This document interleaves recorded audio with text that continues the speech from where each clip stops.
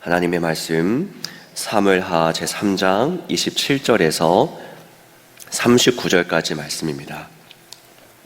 이 말씀을 한 절씩 교독하겠습니다. 아브넬이 헤브론으로 돌아오매 요압이 더불어 조용히 말하라는 듯이 그를 데리고 성문 안으로 들어가 거기서 배를 찔러 죽이니 이는 자기의 동생 아사엘의 피로 말미암음이더라.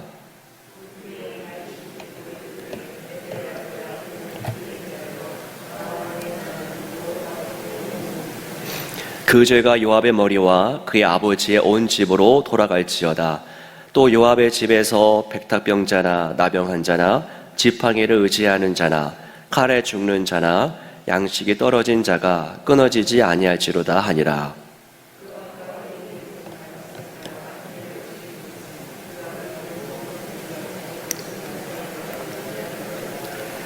다윗이 요압과 및 자기와 함께 있는 모든 백성에게 이르되 너희는 옷을 찢고 굵은 배를 띠고 아브넬 앞에서 애도하라 하니라. 다윗 왕이 상여를 따라가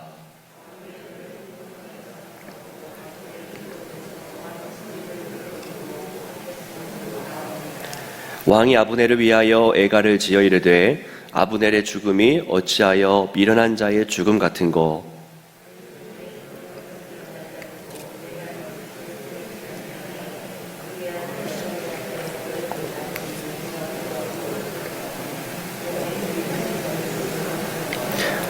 석양의 문 백성이 나와 다윗에게 음식을 권하니 다윗이 맹세하여 이르되 만일 내가 해 지기 전에 떡이나 다른 모든 것을 맛보면 하나님이 내게 벌 위에 벌을 내리심이 마땅하니라 하매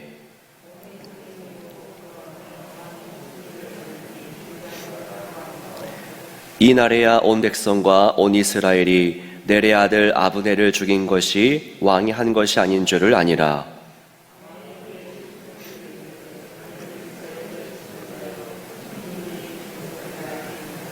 함께 읽겠습니다.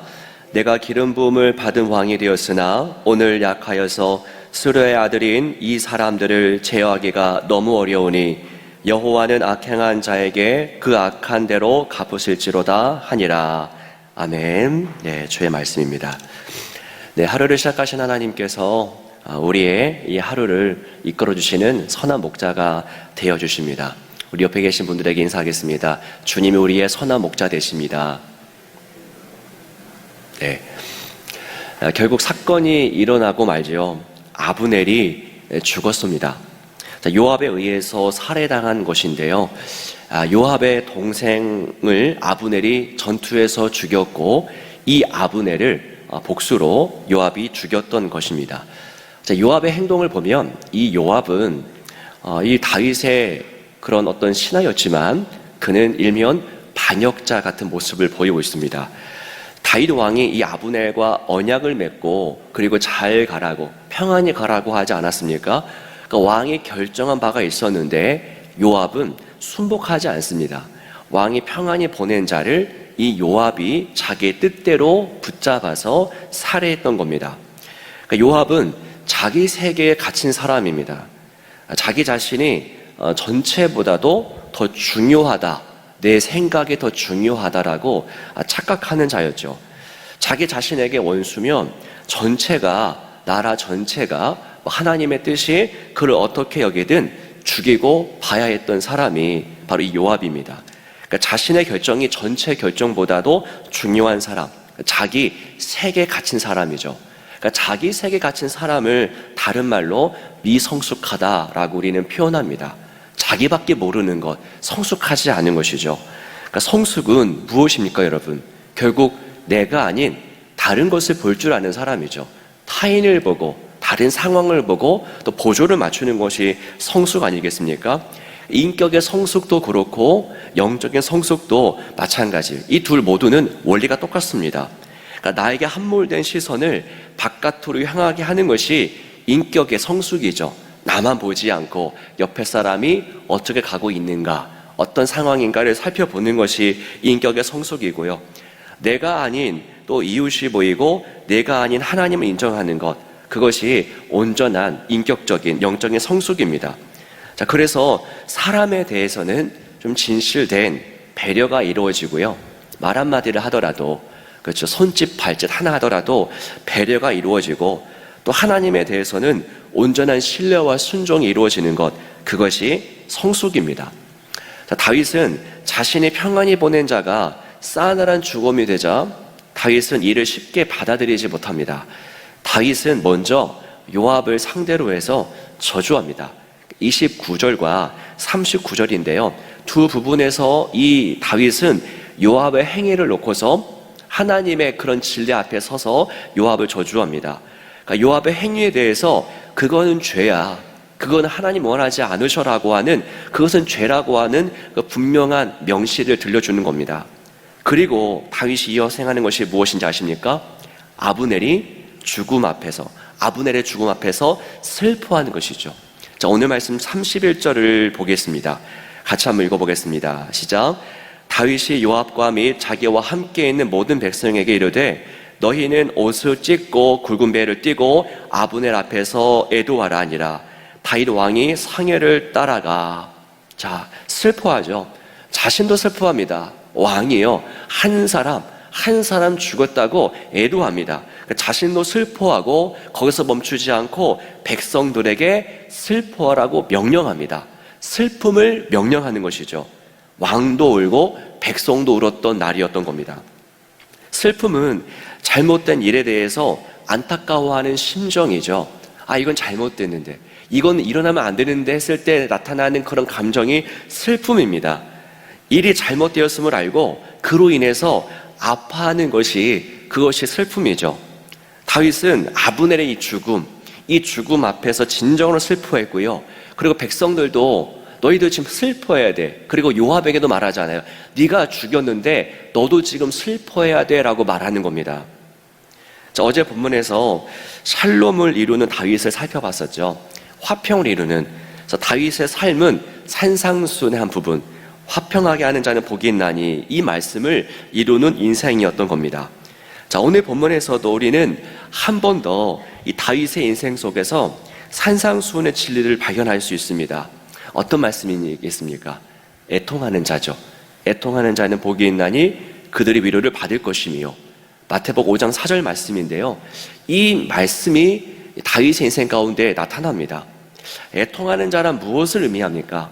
무엇이 애통하는 것입니까? 제가 가진 한 성경을 보면은 개인의 죄와 공동체의 죄 모두에 대해 애통하는 자를 가리킨다. 애통하는 그 대상이 뭐냐면 개인의 죄고요, 그리고 공동체의 죄예요. 나의 죄, 우리 모두의 죄 앞에서 갖는 슬퍼하는 마음, 그것이 마태복음 5장 4절에 말하는 애통하는 자입니다. 그러니까 하나님은 그 죄 앞에서 우리가 눈물 흘리는 것, 슬퍼하는 것, 애통하는 것을 보고서 그게 복된 자야 라고 주님이 말씀하시는 것이죠. 앞서 이야기했듯이 요압은 반역자입니다. 왕이 결정했는데 그 결정에 따르지 않아요. 왕이 세운 사람을 죽인 자입니다. 왕의 계획에 침을 뱉고 흙을 뿌리는 자입니다. 그런 반역자, 왕이라면은 처형해도 됩니다. 그런데 다윗은 그 요압을 폭력적인 방법으로 다루지 않죠. 그저 저주하고 끝냅니다. 다윗은 그저 슬퍼하고 그리고 슬픔을 명령할 뿐입니다. 오늘 말씀을 통해서 우리는 무엇을 깨닫습니까? 때로 슬퍼함은 최선의 행동이 된다는 것입니다. 슬픔이 때로는 최선의 행동이 됩니다. 그리고 때로 슬퍼함은 하나님이 바라시는 최고의 행동이 되기도 한다는 것이죠. 죄악의 상황이 펼쳐졌을 때 하나님 우리가 애통해하기를 원하십니다. 가만히 먹먹하게 있지 않고 슬퍼하며 울기를 바라십니다. 그게 하나님이 바라시는, 죄 앞에서 우리에게 원하시는 최고의 모습입니다. 다른 무언가를 이루는 것보다 이를 원하실 때가 있는 것이죠. 다윗이 바로 그런 인생, 죄 앞에서 자기도 슬퍼하고 온 나라도 슬퍼하게 하는 그런 모습을 보여줍니다. 여기서 슬픔은 여러분, 하나님이 주시는 슬픔을 이야기하지 세상의 슬픔을 말하는 것이 아닙니다. 하나님과 상관없이 주어지는 슬픔은 우리를 병들게 합니다. 정서적으로 병들게 하고요, 영적으로 병들게 합니다. 세속적인 슬픔은 절망과 열등감으로 빠져들게 하고요, 하나님의 선하신 성품을 오해하고 망각하게 하죠. 그러니까 세상의 슬픔에 익숙한 사람은 하나님이 선하셔, 하나님 오늘 나에게 선한 것을 주셔라고 하는 사실을 전혀 인지하지 못합니다. 이런 슬픔은 우리를 병들게 하고요, 그래서 우리는 반드시 우리 삶에서 이런 슬픔을 몰아내야 합니다. 이런 인간적인 슬픔은 악한 영이 역사하는 틈이 되기 때문입니다. 이런 슬픔에 몰두하게 되면은 이 슬픔은 눈덩이처럼 점점 몸집이 커져서 결국 우리가 그 슬픔에 삼켜지기 때문입니다. 하지만 여러분, 하나님이 우리에게 주시는 슬픔은 우리에게 생명이 됩니다. 그 슬픔은 여러분, 죄 앞에서 눈물을 뚝뚝 흘리면서 가슴을 치는 그 애통함은 우리를 정화시키고 우리를 원래의 자리로, 자녀됨의 자리로 되돌아가게 합니다. 지금 이 죄악의 상황을 저버리고 하나님을 아버지라 부르면서 돌아가게 해주죠.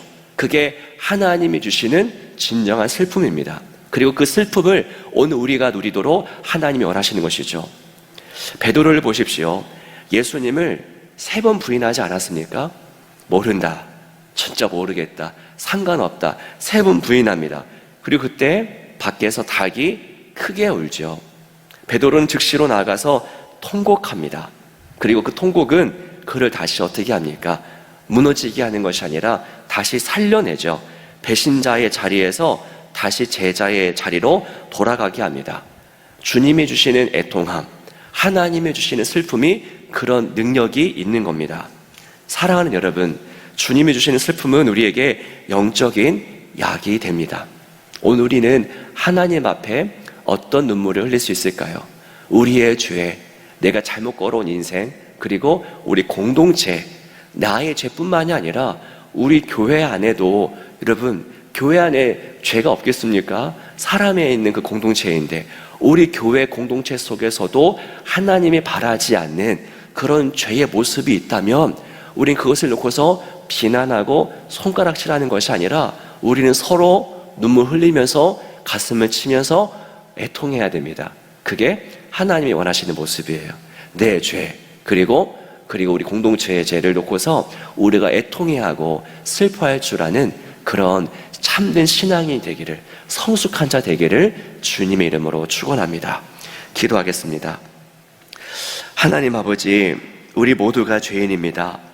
우리 공동체도 이 안에도 죄가 있습니다. 그렇다면 주님, 우리가 마땅히 보여야 될 신앙의 모습은 무엇입니까? 오늘 말씀처럼 옷을 찢고 애통해하는 것, 주님 앞에 슬퍼하는 것, 통회하는 것입니다.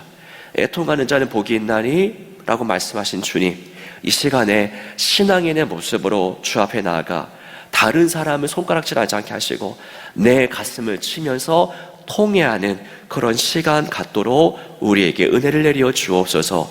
이 교회에 모인 자들과 각 가정에서 무릎 꿇는 자 모두에게 성령 하나님 찾아가 주옵소서. 주 예수 그리스도의 이름으로 간절히 기도하옵나이다. 아멘.